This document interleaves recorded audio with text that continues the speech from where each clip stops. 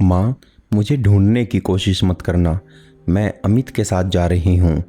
लेकिन शुभ्रा, इतना बड़ा कदम उठाने से पहले तुझे जरा भी अपने माता पिता के सम्मान की याद नहीं आई? कहाँ गया वो प्रेम जो भाई बहनों पर लुटाती थी? माँ माँ करती मेरे आगे रात दिन डोलती थी। माँ, अब इन बातों का कोई अर्थ नहीं। मैं कदम उठा चुकी हूँ। आपको कई बार कहा, लेकिन आप टालती चली गई। मैं जानती हूँ पापा इस रिश्ते के लिए कभी तैयार नहीं होते। मैं और वक्त नहीं खोना चाहती थी। अमित के बिना मैं जी नहीं पाऊंगी। वाह बेटा वाह, सही कहा।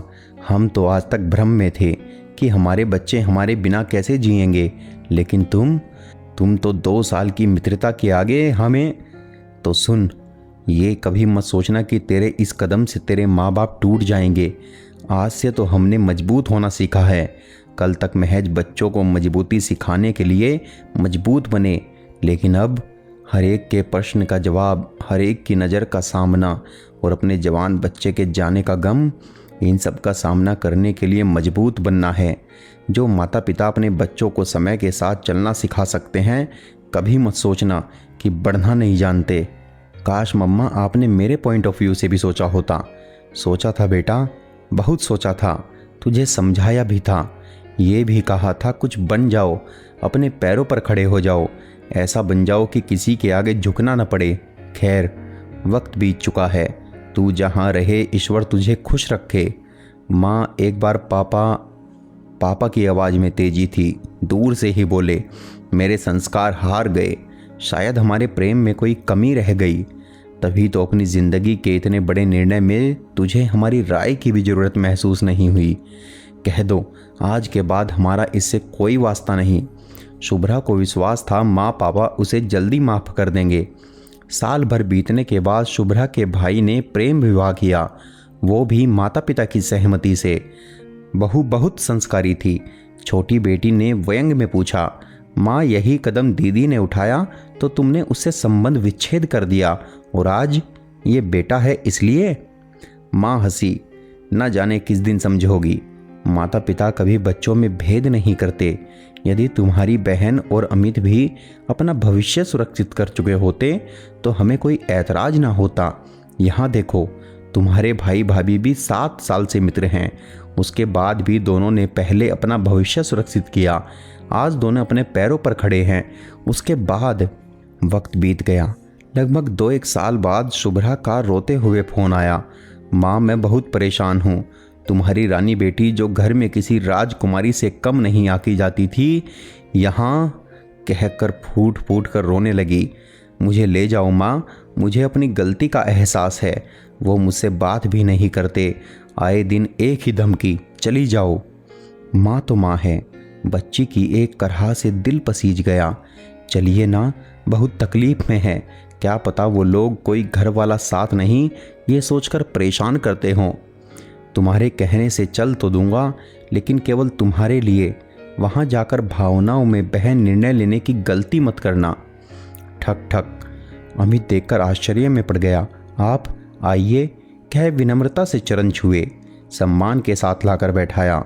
छोटी बहन फटाफट पानी ले आई, उतनी ही आत्मीयता से जितना कोई अपनों के लिए करता है।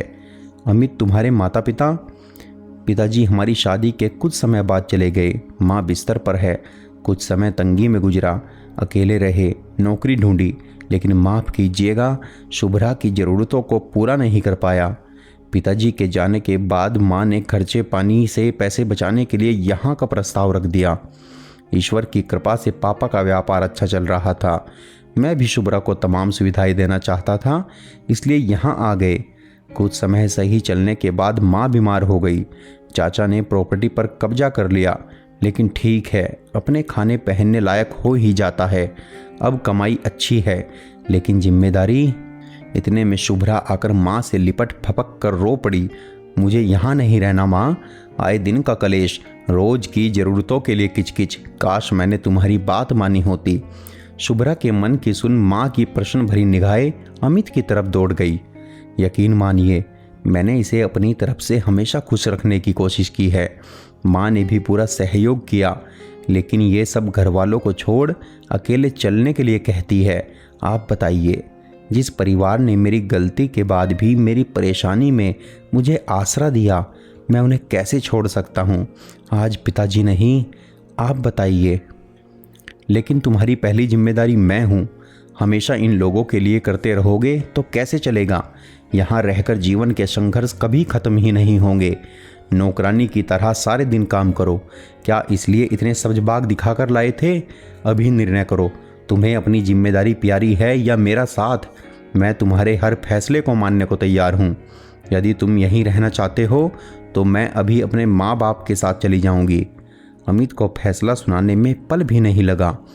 मैं इस परिस्थिति में, जबकि मेरी माँ बेड पर है, घर में छोटी बहन और नौकरी के लिए संघर्षरत भाई है, अपनी जिम्मेदारी से मुंह नहीं मोड़ सकता। तो मैं यहाँ नहीं रहूँगी। तुम्हारा फैसला है शुभ्रा।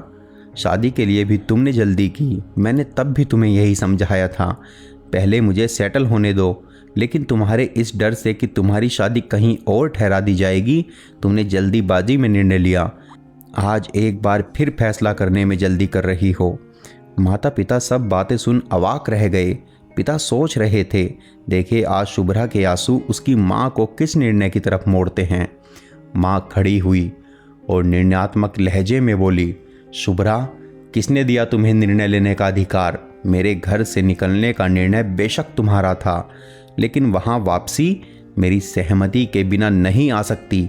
मैंने तो सालों पहले कह दिया था, अब इस घर में तुम्हारी कोई जगह नहीं। अपने नज़रिए को बदलो। महज स्वार्थवश ऐसा कदम मत उठाओ कि 3 साल बाद फिर अफसोस हो। हमें अमित से कोई शिकायत नहीं। इतना समझ गए हैं कि वो तुम्हें कभी तकलीफ़ नहीं देगा। ये सब परेशानियां तुम्हारी खुद की बनाई हुई है, इनसे भागो मत। अपने पति के कदम से कदम मिलाकर चलने में उसका सहयोग करो। और हाँ, अंतिम बात, वास्तविकता को पहचानो। इस आभासी दुनिया से बाहर निकलो जहाँ सिर्फ भ्रम है। मन की कह माँ ने पिताजी की तरफ देखा, मानो कह रहे हो, कठोर लेकिन उचित निर्णय।